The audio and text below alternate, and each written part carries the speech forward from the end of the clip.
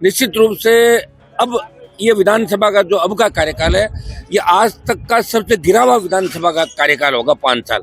ऐसे नजर आ रहा है जैसे कार्टूनिस्ट होता है ना, कार्टून हो गया आपके। कार्टूनिस्ट तो कार्टून बनाता है, लेकिन ये कार्टून है। ज्यादातर लोग जो हाउस के अंदर जिस तरह की हरकतें करते हैं, सुबह कुछ, दोपहर को कुछ और शाम को कुछ, तो राजस्थान की जनता ये नजारा देख रही है। लेकिन भारतीय जनता पार्टी के अंदर उनको जिस तरह के विभाग दिए, आप विभाग के अंदर भी वो काम नहीं कर पा रहे हैं, उनकी तरफ कोई देखता नहीं, उनके टेलीफोन नहीं उठाते। और जिस तरह 2 साल के अंदर भारतीय जनता पार्टी ने मिलकर उनके भाई को चुनाव हराया, तो कहीं न कहीं उनके मन के अंदर वो पीड़ा है।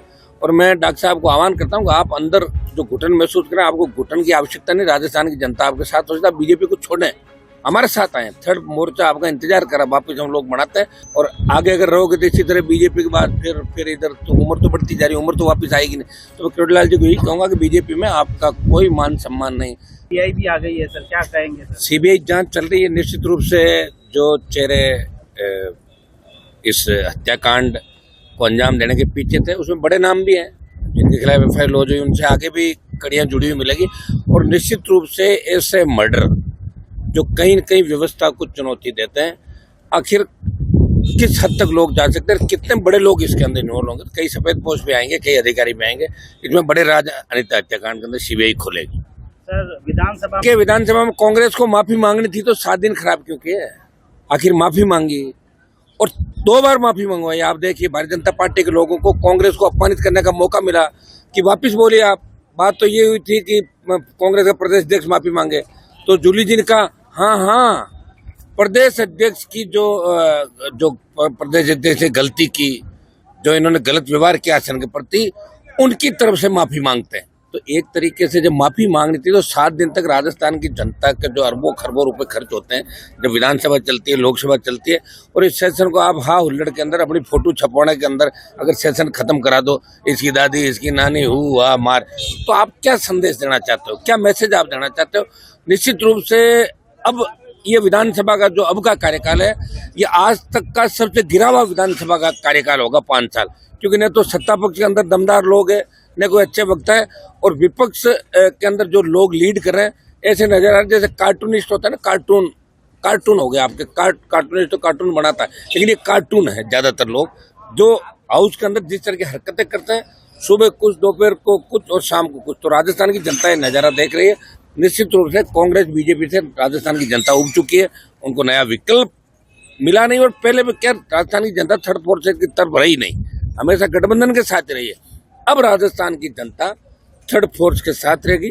और आने वाला जो 28 का चुनाव है, उसमें भारतीय जनता पार्टी, कांग्रेस, जो एक यहाँ व्यवस्था बनी होगी, एक बार कांग्रेस एक बार बीजेपी, इसको छोड़ के राजस्थान का जवान बदलाव करेगा। और दूसरे राज्यों की तर्ज पे यहाँ भी तीसरी ताकत खड़ी होगी राजस्थान के अंदर।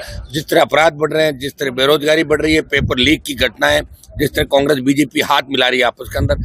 बीजेपी जिस तरह जब विपक्ष में थी, तो पेपर लीक के लिए क्या कर रही थी कि पेपर लीक आरोपियों को हम पकड़ेंगे, सीबीआई जांच करेंगे, उन अपराधों को लीक करेंगे, लेकिन कोई घोषणा, दोनों बजट हो रही है आगे, उससे पहले भी 1.25 साल करें। भजनलाल जी सिर्फ टाइम पास करें, और भजनलाल जी को टोटल 2, 4, 5 अधिकारी ही चला रहे हैं। उनको खुद ही पता नहीं कि एक मुख्यमंत्री के दायित्व क्या होते हैं, कर्तव्य क्या होता है, और मुख्यमंत्री को क्या क्या काम करना चाहिए। एकदम से लोड ज्यादा दे दिया उनको, तो अभी लोड को सहन नहीं कर पा रहा है। तो ये हालात राजस्थान के अंदर बने। इसलिए विपक्ष की सारी लड़ाई हम लोगों को सदन में, हमारे मेंबर नहीं, लोकसभा के अंदर मजबूती की हम लड़ाई लड़ रहे हैं लोकसभा में। और राजस्थान में भी आप देख रहे हैं कि सड़कों पे जो संघर्ष है आरएलपी का हमारा, वो आपसे छुपा नहीं। हर जाति, हर वर्ग और अन्याय के खिलाफ हम लड़ रहे हैं, और न्याय भी दिला रहे लोग। देखिए डॉक्टर साहब उस समय, अगर जब हम लगातार डॉक्टर साहब हमने लड़ाई लड़ी राजस्थान के अंदर, हुंकार रैलियों के माध्यम से, वो भी पूरे ईस्टर्न राजस्थान में लगे थे, और एक बहुत बड़ा जलजला राजस्थान के अंदर आया था। लोग कह रहे थे कि घनश्याम जी, किरोड़ीलाल मीणा और हनुमान बेनीवाल मिलकर 70 से ज्यादा सीट लाएंगे। दुर्भाग्य से 2018 के अंदर डॉक्टर किरोड़ीलाल जी बीजेपी के अंदर चले गए। उसमें नहीं जाना चाहिए, तो वसुंधरा झगड़ा करके तो बाहर आए थे, वो वहां चले गए। और जाने के बाद जिस तरह भारतीय जनता पार्टी ने उस बात को मन के अंदर रखा कि ये बाहर जाके यार अब इनको ठीक करना है, तो उस द्वेषता की भावना के साथ भारतीय जनता पार्टी ने उनका राजनीतिक कैरियर एक तरीके से खत्म करने का प्रयास किया। डॉक्टर साहब लड़ने वाले मजबूत राजनेता है, संघर्षशील नेता है। तीसरे मोर्चे की बात की शुरुआत राजस्थान के अंदर करी, हम साथ खूब लड़ाई हमने लड़ी। लेकिन भारतीय जनता पार्टी के अंदर उनको जिस तरह के विभाग दिए, आप विभाग के अंदर भी वो काम नहीं कर पा रहे हैं, उनकी तरफ कोई देखता नहीं, उनके टेलीफोन नहीं उठाते। और जिस तरह 2 साल के अंदर भारतीय जनता पार्टी ने मिलकर उनके भाई को चुनाव हराया, तो कहीं न कहीं उनके मन के अंदर वो पीड़ा है। और मैं डॉक्टर साहब को आह्वान करता हूँ कि आप अंदर जो घुटन महसूस करें, आपको घुटन की आवश्यकता नहीं, राजस्थान की जनता आपके साथ हो सकता है, बीजेपी को छोड़ें, हमारे साथ आए। थर्ड मोर्चा आपका इंतजार करा, वापस हम लोग बनाते हैं और ये 1-2 साल ऐसे ही निकल जाएंगे।